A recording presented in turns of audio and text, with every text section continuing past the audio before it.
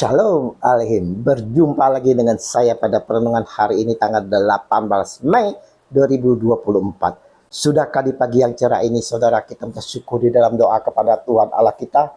Dan sudahkah kita memberi senyuman dan sapaan kepada sesama kita?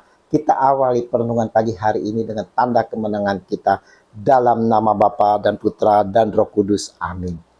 Jangan kepo, bertanggung jawablah secara pribadi.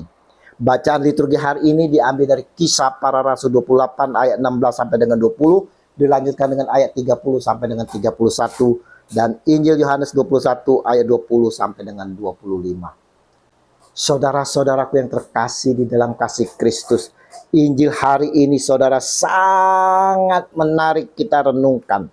Di dalam renungan hari ini ada dua yang perlu kita perdalami saudara. Yaitu yang pertama, waktu Petrus menoleh, ia melihat di belakangnya pengikut yang dikasihi Yesus. Yohanes 21 ayat 20.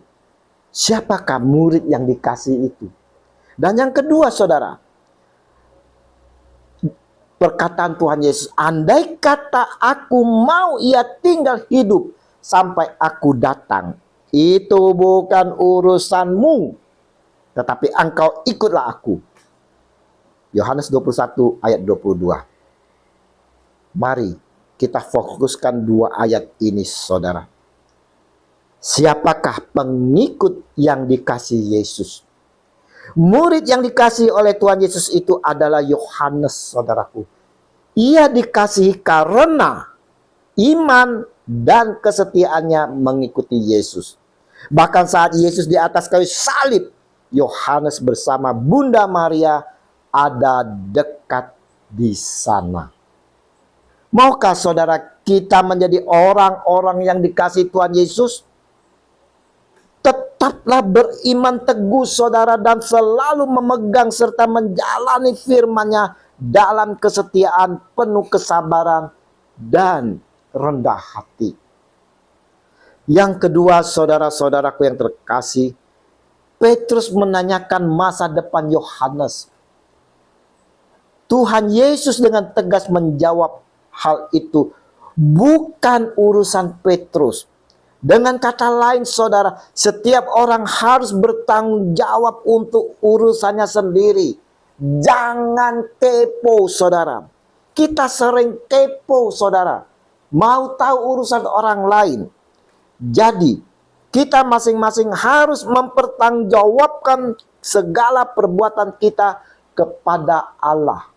Roma 14 ayat 12. Tetapi mereka nanti harus memberi pertanggungjawaban kepada Allah yang sudah siap untuk mengadili orang yang hidup dan yang mati. 1 Petrus 4 ayat 5.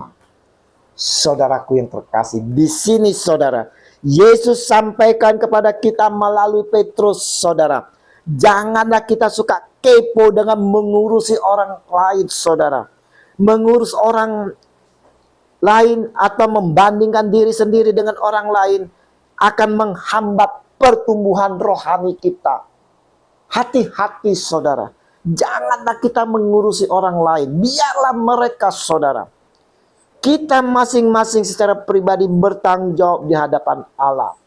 Tak dapat diwakili saudara, atau kita yang mengurusnya sebagai lawyernya di hadapan Allah. Tidak saudara, sama sekali tidak saudara.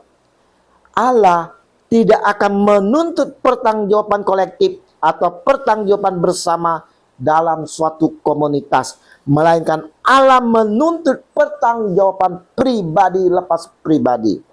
Ingatlah bahwa masalah kerohanian adalah masalah pribadi, bukan masalah komunitas dan juga bukan masalah keluarga saudara. Sadarilah saudaraku yang terkasih, bahwa spiritualitas kita adalah urusan kita dengan Tuhan saudara, dan tidak ada hubungannya dengan orang lain. Tak ada hubungannya dengan homili pastor yang menyakitkan sehingga kita tak mau lagi ke gereja, atau melihat siapa yang memimpin misa, siapa yang membawa renungan, atau tidak mau membaca Alkitab dan berdoa karena suami atau istri yang tidak mau membaca Alkitab. dan berdoa, maka kita tinggalkan itu. Semua tidak ada hubungannya sama sekali dengan ini, saudara. Bagaimana dengan diri kita ini, saudara? Adakah kita kepo seperti Petrus?